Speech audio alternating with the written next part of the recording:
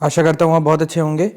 CTET 2022 के लिए हमारे चैनल पे टारगेट एंट्रेंस एग्जाम पर previous year questions subject wise daily करवाए जा रहे हैं, तो कृपया करके हमारे साथ जुड़े रहें। साथ ही साथ डिफरेंट अपडेट्स डिफरेंट एग्जाम्स को लेकर हमारे चैनल पर आती रहती हैं, तो इसलिए चैनल को सब्सक्राइब कर लें और इस वीडियो को लाइक कर दें। आज हम लोग सीटेट के हिंदी सेक्शन को करेंगे, तो जिसमें 30 क्वेश्चन आते हैं, 15 आपके पेडागोजी के, 15 आपके कंटेंट के। तो पहले हम लोग गद्यांश से चालू करेंगे, ध्यान से सुनिए और उसके नीचे फिर जो प्रश्न आएंगे वो का उत्तर आपको देना है, ठीक है, कमेंट बॉक्स में। चलिए, पहला प्रश्न क्या है। नीचे दिए गए, मतलब पहला गद्यांश जो मैं पढ़ने जा रहा हूँ, नीचे दिए गए गद्यांश को पढ़कर पूछे गए प्रश्नों का सही उपयुक्त उत्तर वाले विकल्प को चुनिए। आधुनिक शिक्षा का नतीजा हमने देख लिया।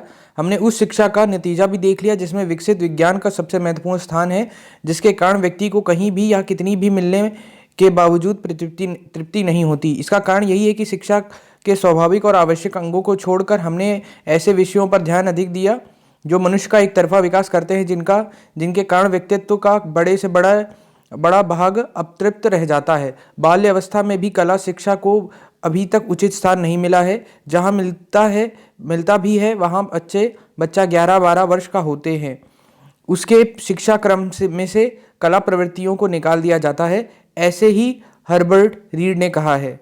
हमारा अनुभव हमें बताता है कि हर व्यक्ति 11 साल की उम्र के बाद किशोर अवस्था और उसके बाद भी सारे जीवन काल तक किसी न किसी कला प्रवृत्ति को अपने भाव प्रकटन का जरिया बनाए रख सकता है।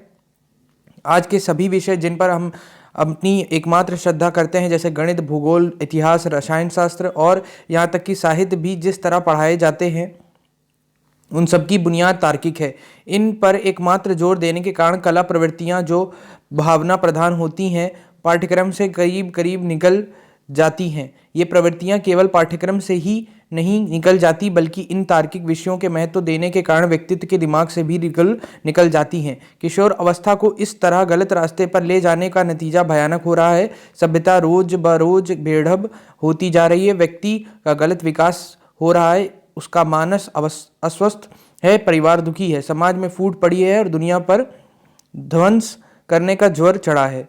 इन भयानक अवस्थाओं, ध्यान से देखिए, इन भयानक अवस्थाओं को हमारा ज्ञान विज्ञान सहारा दे रहा है। आज की तालीम भी इसी दौड़ के साथ दे रही है। तो ध्यान रखिएगा कि ये आपका एक गद्यांश था, देख सकते हैं काफ़ी बड़ा था। तो इसी तरह का है कि समय लगेगा आपको पढ़ने में, तो कोशिश करिए कि ध्यान से पढ़िए। कंप्यूटराइज्ड होगा सब कुछ, तो लाइन तो आप मार्क नहीं कर पाएंगे, तब भी कोशिश करिएगा कि एक बार वहीं समझ जाएं, क्योंकि प्रश्न भी बड़े ही होंगे। प्रश्न अब करते हैं। पहला प्रश्न जो कहता है वो कह रहा है, अनुच्छेद के आधार पर हमें किस पर सर्वाधिक ध्यान देने की जरूरत है। एक, विज्ञान पर, दूसरा कला प्रवृत्ति पर, तीसरा किशोर अवस्था पर, चौथा बाल्य अवस्था पर। तो उत्तर क्या होगा इसका। अनुच्छेद के आधार पर हमें किस पर सर्वाधिक ध्यान देना चाहिए, उत्तर बताइए जल्दी से कमेंट बॉक्स में। ये तो आप इसको आपको बताना है, इसका उत्तर क्या होगा, कला प्रवृत्ति पर। यही बोला जा रहा है लेखक के द्वारा, जो इस गद्यांश के लेखक हैं।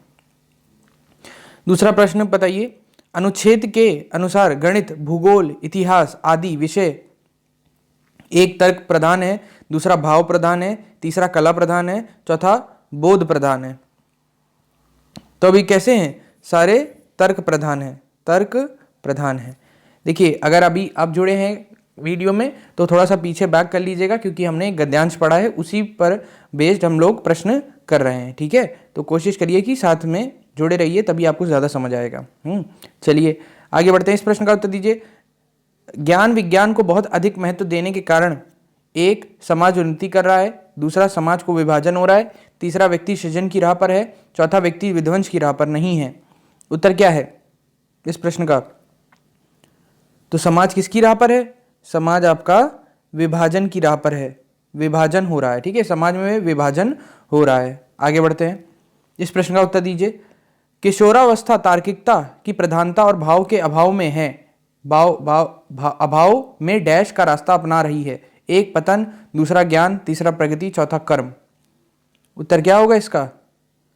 किशोरावस्था तार्किकता की प्रधानता और भाव के अभाव में पतन का रास्ता अपना रही है, ठीक है। किसका रास्ता अपना रही है, पतन का रास्ता अपना रही है अनुच्छेद के अनुसार। इनमें से कौन सा शब्द समूह भिन्न है। तार्किक, स्वाभाविक, साहित्यिक, अभिव्यक्त। क्या उत्तर होगा इसका? अभिव्यक्त। ठीक है, ये अलग है। क्यों अलग है इसको देखिए।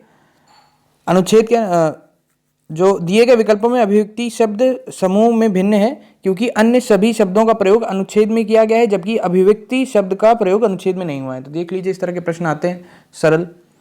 आज की तालीम भी इसी दौड़ में साथ दे रही है। वाक्य में निपात है।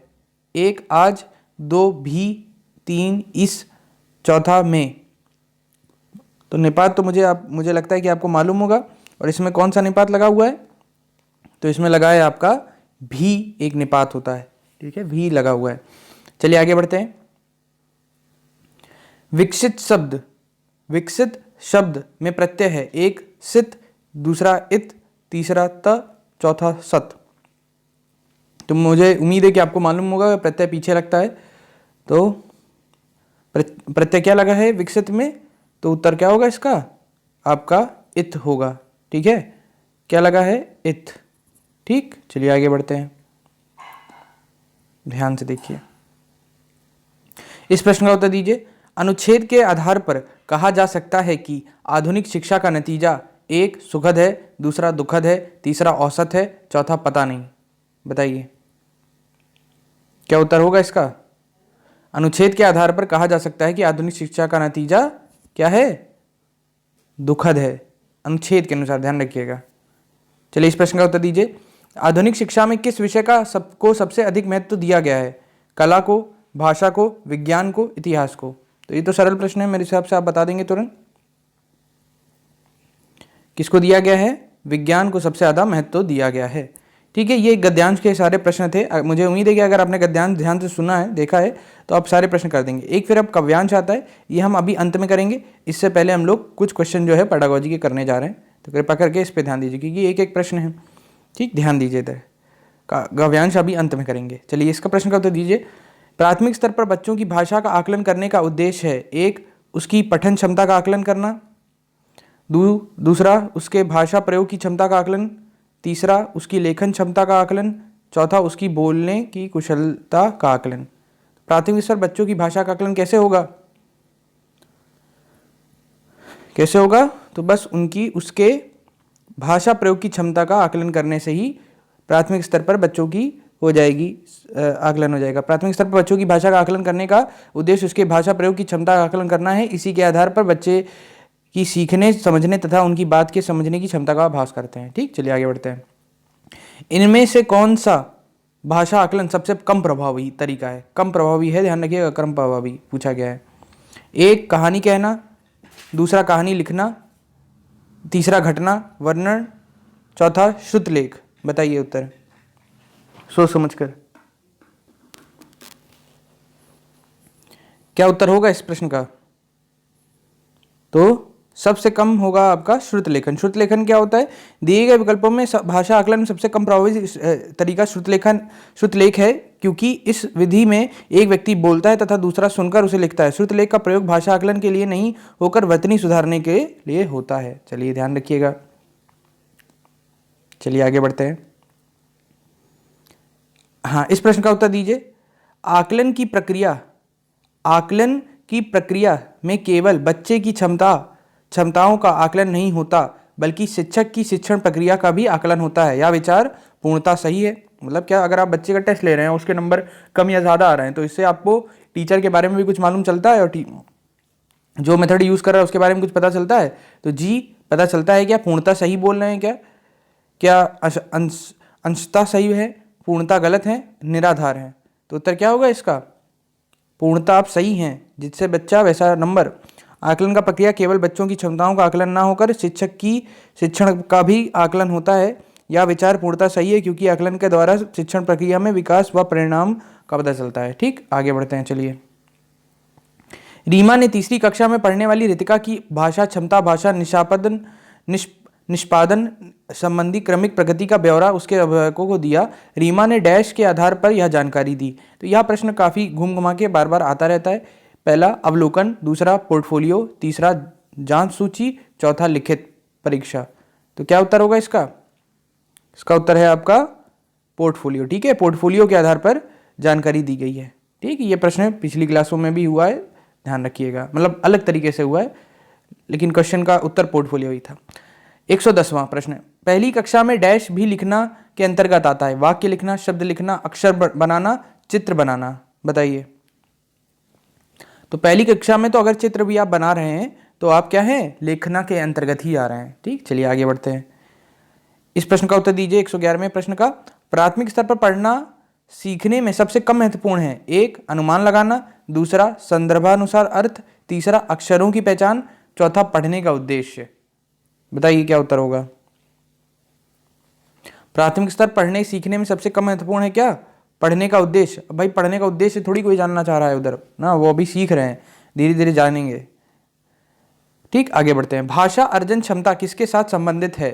एक, पियाजे, दूसरा चॉम्स्की, तीसरा स्किनर, चौथा ब्रूनर। नाम बड़े अजीब हैं, चॉम्स्की, व्यागोस्की। तो क्या होता है भाषा अर्जन, अर्जन मतलब आ जाना, किससे संबंधित है? तो आपका चॉम्स्की से संबंधित है। चॉम्स्की जो थे, क्या नाम है, भाषा अर्जन क्षमता के अनुसार चॉम्स्की संबंधित। चॉम्स्की को जनरेटिव ग्रामर के सिद्धांत का प्रतिपादक एवं 20वीं सदी के भाषा विज्ञान में सबसे बड़ा योगदानकर्ता माना जाता है। चॉम्स्की सर को, नाम बड़ा अच्छा है। ठीक है, आगे बढ़ते हैं। 113वें प्रश्न का, प्राथमिक स्तर पर भाषा सीखने में भाषा संबंधी कौन सा संसाधन सर्वाधिक महत्वपूर्ण है? कंप्यूटर, बाल साहित्य, तीसरा समाचार पत्र, चौथा टेलीविजन। तो यह प्रश्न भी एक बार घुमा के आया है, हमारे द्वारा किया भी गया है। तो भैया अगर आप प्राथमिक स्तर पर सिखा रहे हैं तो कंप्यूटर से, ना ही टेलीविजन से, ना ही समाचार पत्र से, बाल साहित्य से ही सिखाइएगा तो अच्छा रहेगा। ठीक, आगे बढ़ते हैं। चलिए, बच्चे अपनी मातृभाषा का प्रयोग करते हुए हिंदी भाषा की कक्षा में अपनी बात कहते हैं। यह बात डैश है? स्वाभाविक, निंदनीय, विचारणीय, चौथा अनुचित। बच्चे अपनी मातृभाषा का प्रयोग करते हुए हिंदी भाषा की कक्षा में अपनी बात कहते हैं, यह बात है, कैसी बात है? तो निंदनीय बात तो कभी नहीं कह सकते, किसी की भाषा को निंदनीय आप नहीं कहेंगे। ठीक है, और अगर भाई बच्चे को एक ही भाषा आती है तो वो उसी में बात करेगा ना, तो ये तो बात क्या है, स्वाभाविक है, स्वाभाविक बात है। ठीक, कोई दिक्कत नहीं है इसमें। आगे बढ़ते हैं। 115 प्रश्न का उत्तर दीजिए। बहुभाषिकता हमारी पहचान भी है और हमारी डैश व डैश का अभिन्न अंग है। बहुभाषिकता मतलब क्या? एक व्यक्ति दो भाषा, तीन भाषा बोलता है। किसी भी राज्य में आप जाएंगे तो अंग्रेजी, हिंदी, भोजपुरी, अलग अलग भाषा। तो यह क्या है? एक सभ्यता संस्कृति है, दूसरा सभ्यता साहित्य है, तीसरा साहित्य संस्कृति है, या संस्कृति चुनौतियाँ हैं। तो देखिए, चुनौतियाँ तो हमारे लिए कभी नहीं रहेंगी, हमारे लिए तो बहुत अच्छी बात है। और ये हमारी किसके अंदर आता है? ये हमारी सभ्यता और संस्कृति के अंदर आता है। ठीक है, ध्यान रखिएगा। चलिए आगे बढ़ते हैं। प्राथमिक स्तर की पाठ्य पुस्तक में कार्टून, भाषण, विज्ञापन आदि बच्चों के भाषा क्षमता विकास में डैश हैं। प्राथमिक स्तर पर पाठ्य पुस्तक में कार्टून बना होता है, भाषण, विज्ञापन आदि बच्चों के भाषा विकसित में क्या है? सहायक हैं, बाधक हैं, निरर्थक हैं, अनुपयोगी हैं। तो भैया बच्चे हैं, बच्चों के लिए तो ये सब निरर्थक नहीं है, ना ही अनुपयोगी है, ना ही बाधक है, ये तो उनका सहायक है। ठीक है, कोई कार्टून बना होगा तो जल्दी सीख सकते हैं। ठीक, चलिए आगे बढ़ते हैं। 5वीं कक्षा की कहानी की सुहानी पांचों किन्हीं, आंखें, दोनों आदि शब्द लिखती है। आप सुहानी के लेखन क्षमता के बारे में क्या कहेंगे? भाई 5वीं कक्षा की है तो वह अनुनासिक चिन्ह का प्रयोग बिल्कुल नहीं जानती, वह अनुनासिक चिन्ह के प्रयोग के प्रति सजग है, वह अनुनासिक चिन्ह के प्रयोग के प्रति लापरवाह है, वह अनुनासिक चिन्ह के नियम का अति सामान्यकरण करती है। बताइए। तो भाई उसने देखिए हर जगह सही तो लगाया है, कुछ गलत लगाया है क्या? अनुनासिक, भाई ये जो बिंदी होती है छोटी जैसे नहीं के ऊपर लगाए तो ये लगानी होती है। अब इसने जो बच्ची है सुहानी, इसने सब जगह लगाया है, तो ये क्या है भाई? सजग है। ये तो बहुत तेज दिमाग के बच्चे हैं आजकल। तो इसका उत्तर क्या हो जाएगा कि 5वीं कक्षा की सुहानी द्वारा लिखे गए शब्दों पांचों किन्हीं, आंखें, दोनों से सुहानी के लेखन क्षमता के बारे में यहाँ पता चलता है कि वह अनुनासिक चिन्ह के प्रयोग के प्रति सजग है। अनुनासिक चिन्ह प्रायः चंद्र बिंदु, विसर्ग तथा बिंदु हैं। ठीक है, तो चंद्र बिंदु भी हो सकता है जैसे पांचों में लगा है, और आपका विसर्ग भी हो सकता है, इस तरह जो डॉट लगते हैं दो बिंदु। आगे बढ़ते हैं।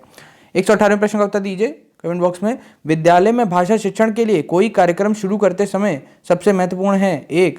बच्चे की लिखित क्षमता को पहचानना, दूसरा बच्चों की बच्चे की सहज भाषाई क्षमता को पहचानना, तीसरा बच्चे की सहज मौखिक अभिव्यक्ति को पहचानना, चौथा बच्चे की पठन क्षमता को पहचानना। विद्यालय में भाषा शिक्षण के लिए कोई कार्यक्रम शुरू करते समय सबसे महत्वपूर्ण है, भाषा की बात हो रही है, ध्यान रखिएगा।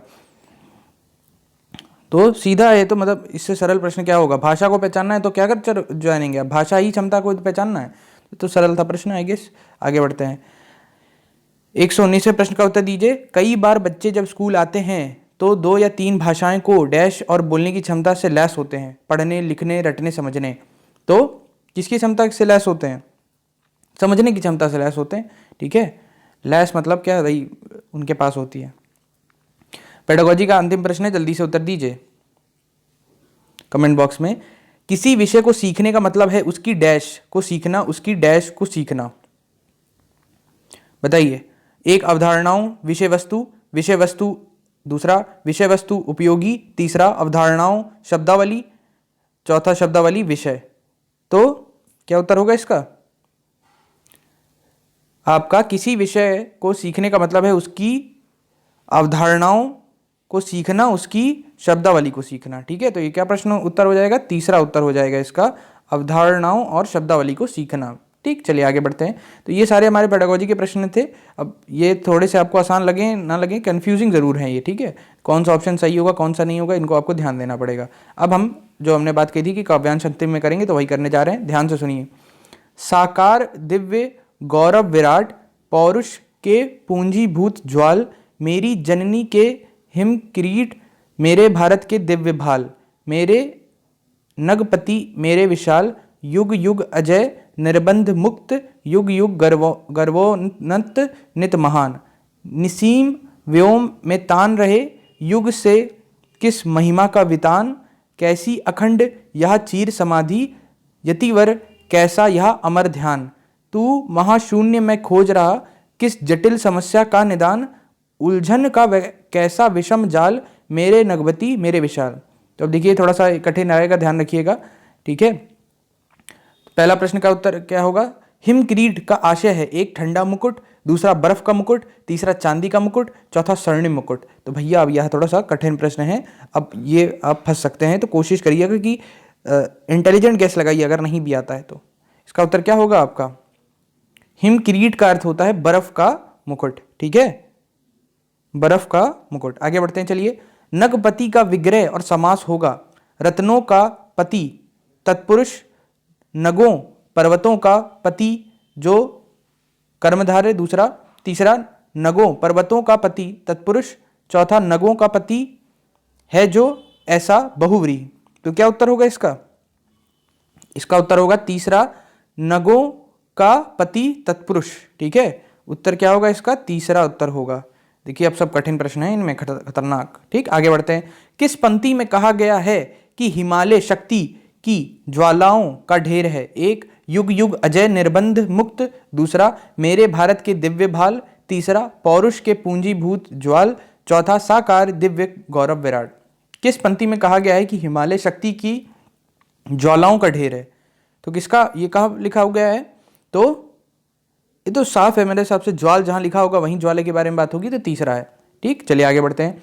जिसे जीता ना जा सके उसके लिए कविता में कौन सा शब्द प्रयोग किया गया है, अजय, अखंड, अमर, दिव्य। बताइए, तो जिसे जीता ना सके उसके लिए क्या उपयोग किया गया है कविता में, अजय। आगे बढ़ते हैं। निस्सीम शब्द में कौन सी संधि है, एक स्वर संधि, दूसरा व्यंजन संधि, तीसरा विसर्ग संधि, चौथा दीर्घ संधि। तो निस्सीम में कौन सी संधि का प्रयोग है, विसर्ग संधि का प्रयोग है। इसमें क्या होता है, निहि धन सीम होता है, निहि धन सीम, निहि मतलब ऐसा लिखा जाएगा, निहि निहि रहेगा और सीम, ठीक है, सीम रहेगा, सीम, ठीक। चलिए आगे बढ़ते हैं। आखिरी प्रश्न जो है हमारे इस क्लास का, हिमालय का यतिवर कहकर संबोधित किया गया है क्योंकि वह एक भारत का प्रहरी है, दूसरा पर्वतों का स्वामी है, तीसरा समाधि में लीन है, चौथा समस्या का हल ढूंढ रहा है। तो उत्तर क्या होगा इसका, यतिवर का मतलब है आपका समाधि में लीन है। तो ये सारे प्रश्न थे जिसमें आपने देखा काव्यांश, गद्यांश और पेडागोजी के क्वेश्चंस। सारे प्रश्न एकदम अलग हैं, सारे प्रश्न में अलग अलग काम करवाया गया है, ठीक है। कोशिश करिए कि रेगुलर क्लासेस जुड़ी रही, ईवीएस, इंग्लिश, मैथ सारे सब्जेक्ट्स सीटेट के हमारे चैनल पर कराए जा रहे हैं। और प्रीवियस क्वेश्चन कराए जा रहे हैं। तो अगर आप समय बांध कर देंगे चैनल को हमारे साथ तो आपका भला होगा और अच्छे प्रश्न आप कर सकेंगे। कैसे कैसे और टिप्स हैं और भी जो अपडेट आते रहते हैं बीएड के एग्ज़ाम को लेकर और कि डिफरेंट अपडेट्स को लेकर, वो भी आपको मिलता रहेगा। तो कोशिश करिए कि हमारे चैनल से जुड़े रहिए, अपने दोस्तों को शेयर भी करिए, ठीक है। और इसी तरह हम लोग क्लासेस रेगुलरली ला रहे हैं। मुझे उम्मीद है कि आपको पसंद आई होगी। धन्यवाद।